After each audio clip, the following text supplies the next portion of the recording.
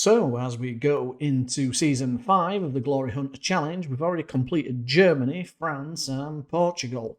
However, it's now time to try and win the Premier League, as I take over at my beloved Tottenham Hotspur. And the club is still blessed with some of its original talent. Pedro Porro, Christian Romero, Van de Ven and Udogie are all still here, as well as Vicario in goal. Papa Matasatis, Basuma and James Maddison are also still here, as well as the talisman Heung Min Son. And who else is here but the best player that I had at Sporting Lisbon in Idan Toklamati. So it's basically the original squad with a few additions. I kind of like the fact that they've got Matteo Reguera here as a apt deputy for Destiny Udogie in the left-back position. They've also brought in Anel Ahmedovicic from Burnley. He's worth between 50 and 59 million. He's another centre-back. Looks like Dragoshin is on his way out, but I don't think he's as good in the game as what he is in real life. But we've still got the majority of the original squad here. Richarlison's obviously not here. He's out at Sporting Lisbon. But yeah, I mean, some of them are approaching the latter stages of the career, so 30 plus. I think Heung Min Son will be the oldest in the team there at 34. And he's got another year left on his contract. But we've got some really, really good players here. Young prospect here, Kimari Glover, looks pretty good. 2 stars, potentially rising to 5 stars. His physicals are impressive for a 19-year-old, and hopefully his technicals and mentals will continue to improve. He's a very good defensive midfielder. Might be able to utilise him in the formation that we use. But I'm chuffed to bits. In terms of finances, we've only got 7 million, although they've got 425 million in the bank. It's typical Daniel Levy, that, isn't it? We've got nearly $500 million in the bank, but he's only giving me 7 to spend. So we'll see what we can do with that as we go into the new season and Season 5. So we've done a lot of business. It's now the 3rd of September, and we've brought round about 6 players in, and we've let a lot of players go. We've generated nearly 400 million in transfers out. So despite me being quite impressed with how they'd gone about the business before I've arrived here, I have let some of those players go. So Pavlovic, Medazovic, Bidstrup, Trincao, Ruggieri, all players that have been brought in the first 4 seasons, I've let them move on. A couple of other notable players to move on is James Maddison, 53 million, potentially rising to 66. He's going out to Saudi Arabia for a payday. Dragoshin was already a pre-arranged transfer with Lazio, 16.75. Emerson Royal and Brennan Johnson have also left the club. Ironically, Brennan Johnson's gone to OGC Nice to play on their right-hand side of their forward line because I brought in Badreddine Bouani for £100 million. He was exceptional in the French league when I was there, and I really, really like the look of him and how he's developed so far in this particular save. He's going to be a brilliant player on that right-hand side there for us in our attack. So we brought in Valentin Barco as well from Brighton, 25, potentially rising to 30 million. He'll just fill in on the left-hand side there, left-back, replacing Ruggieri. I brought in Frank Sayer because he was absolutely fabulous for me at Sporting Lisbon. I know he's a new gen, but we are on Season 5. You're going to start seeing a few more of those crop up now. But he is absolutely brilliant. He's turning in to a really, really gifted central midfielder. And I'm really pleased to bring him here to Spurs and help me here at Tottenham. We brought in Malik Tillman, 50 million from PSV. He is an American centre midfielder as well. Can also play in that attack, anywhere in that attack, should I say, on the left, right, or striker. A good replacement for James Maddison, I feel, at 25 years old, gives us a little bit of energy there in the central positions. Ruben Loftus-Cheek, we're going for free, 31 years old, didn't think it were a bad bargain, so we brought him in, again, just adding squad depth to that central midfield area, and because he's English, it helps with that homegrown quota. He's down as a world-class midfielder, which is quite ironic, considering he never really gets a sniff on the international stage. And then the last player I brought in, as you've seen there, Victor Boniface from Bayer Leverkusen, is absolutely wonderful in real life. And his statistics and attributes on here look very impressive. And we needed a striker, an out-and-out striker. We didn't really have one. Toklamati can kind of play there. Son can kind of play there. But they're more wide players, I feel.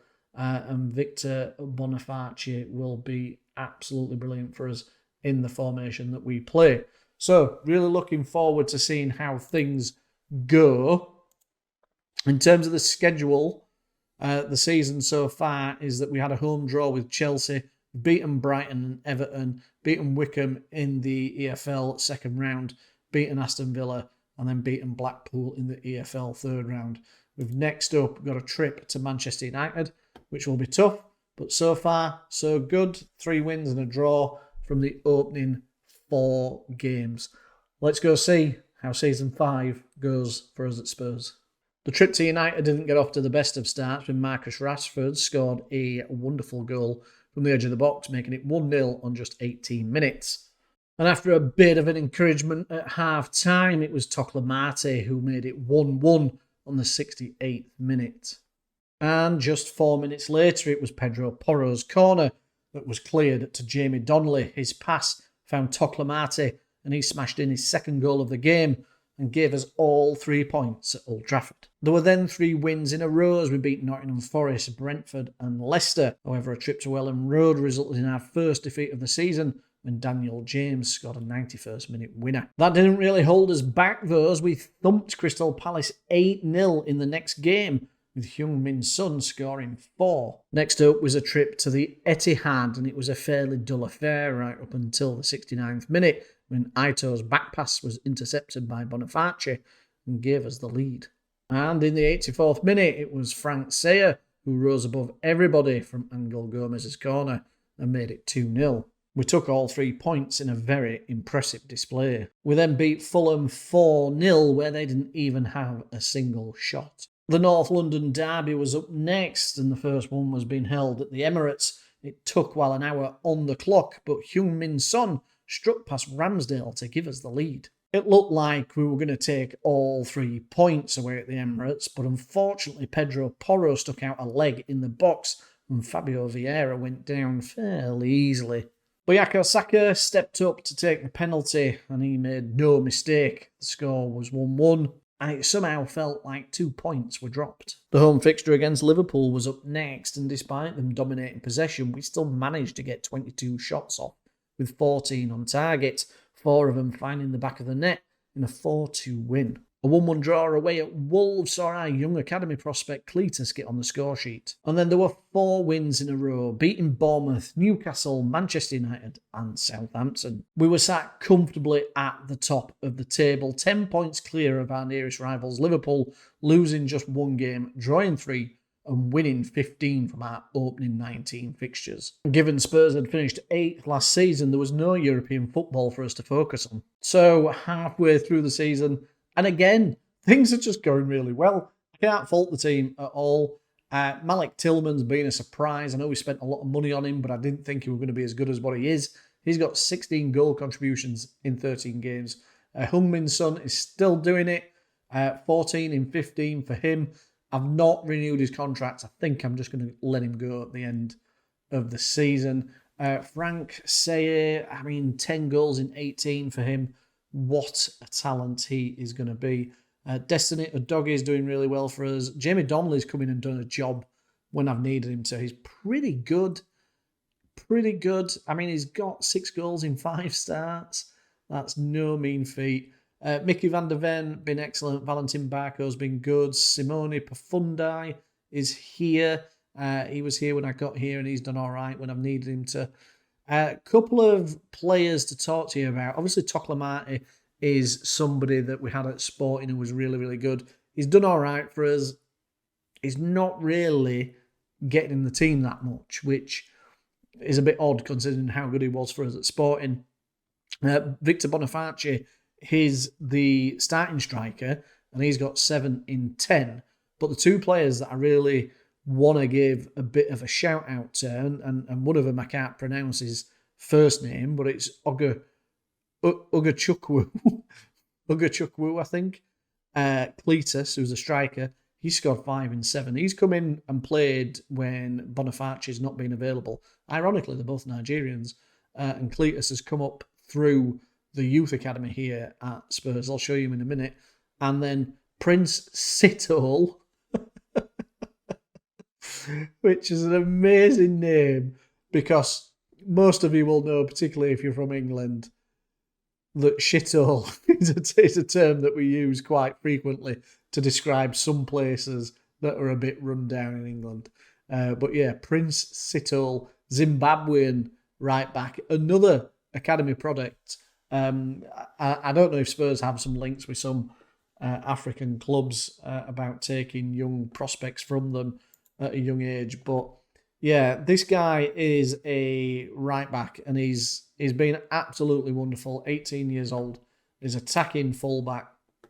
He's just played the 5 games for us with the 1 goal, 7.45 average rating.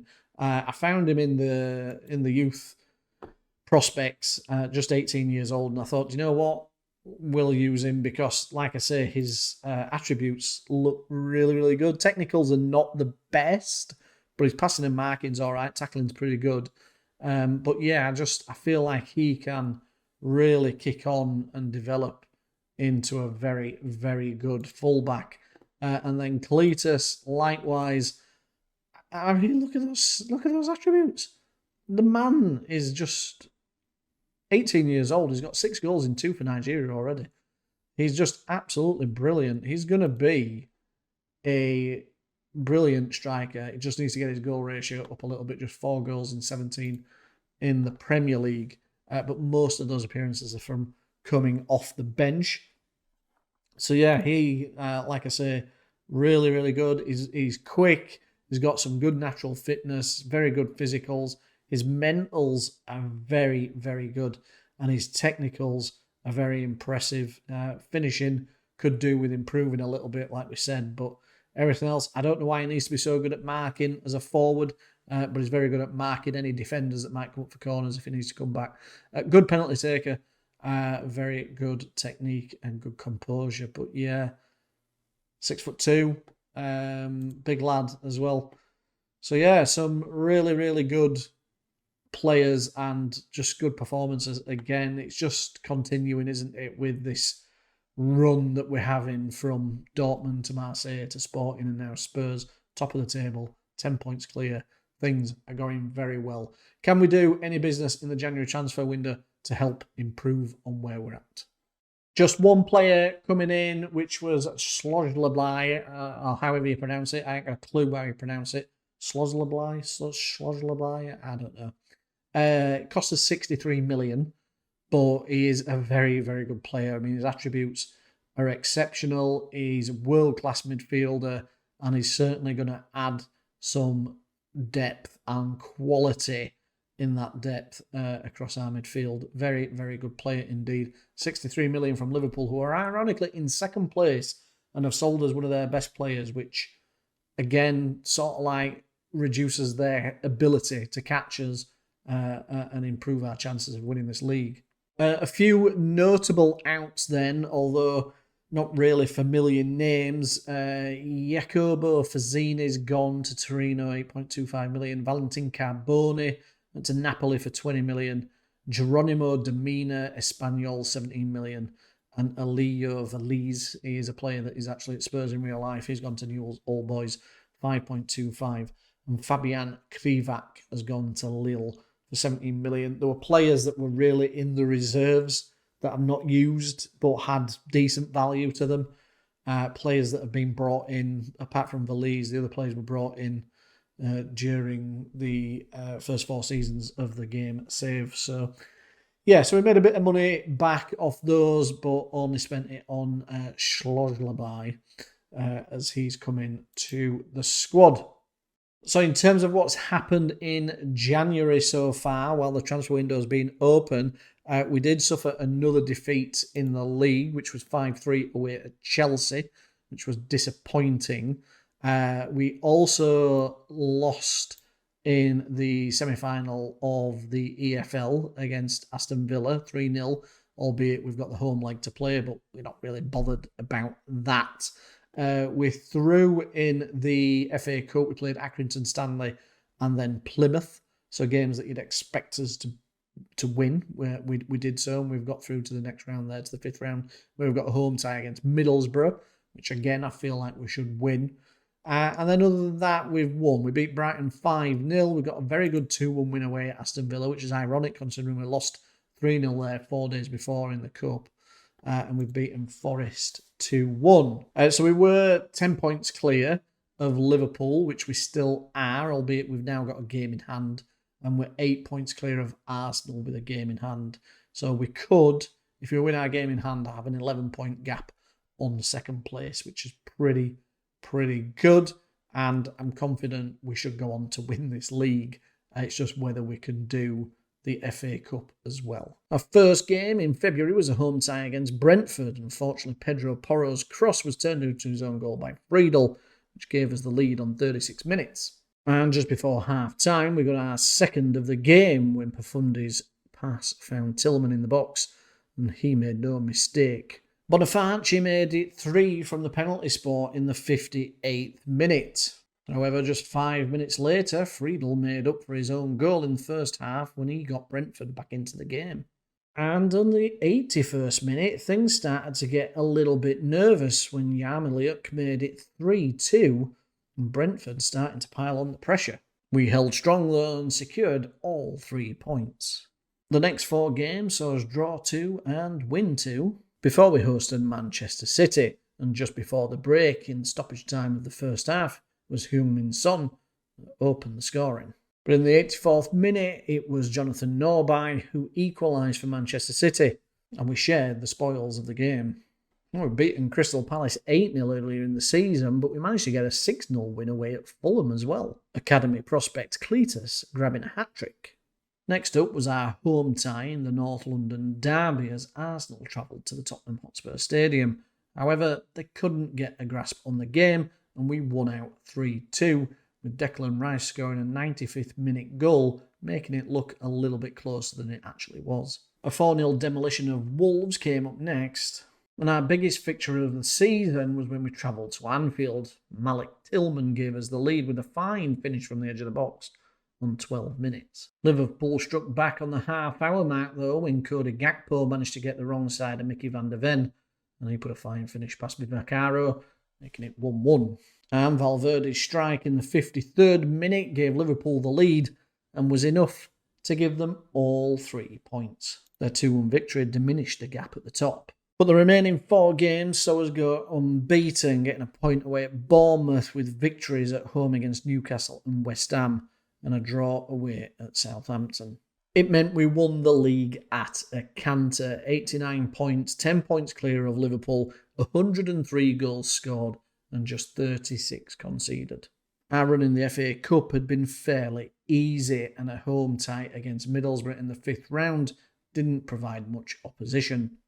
An away tie to Wolves was a slightly difficult encounter and a potential banana skin, but 3-0 victory saw us through to the semi-final, where we'd play Cardiff and complete another 3-0 win, moving on to the final, where we'd play Manchester City in what would no doubt be our hardest game in the FA Cup so far. We'd have a very easy run to the final, but our performances against City in the league had been pretty good, and I felt pretty confident going into this final. But I have to say, the final was a pretty drab affair. Neither team really carved out many chances, and the game was pretty even throughout. We did have a couple of goals chalked off for offside, though Cletus on 4 minutes was adjudged to have been just off. And in the 88th minute, Manchester City thought they'd snatched the victory when Julio Alvarez put the ball in the back of the net, only again to have been adjudged just offside. And so the FA Cup final would be decided by a penalty shootout. Erling Haaland was up first for City, but Vicario made the save. Szoboszlai stepped up and made no mistake from the spot. Julian Alvarez was their second taker. Despite Vicario going the right way, he couldn't make the save. Victor Boniface, and he made no mistake from the spot. Bernardo Silva was the third taker for City, and I was praying Vicario would make the save, but he went the wrong way. Yves Bissouma was our third taker. Ederson made a comfortable save. Williams Jr. stepped up next for City to give them the advantage. Pedro Porro was our fourth taker, and he needed to score, but Ederson saved the penalty. It all fell on this next penalty from Andre. Vicario had to save it, otherwise we were going to lose the cup final. And he couldn't make the save. City got the goal and got their hands on the cup.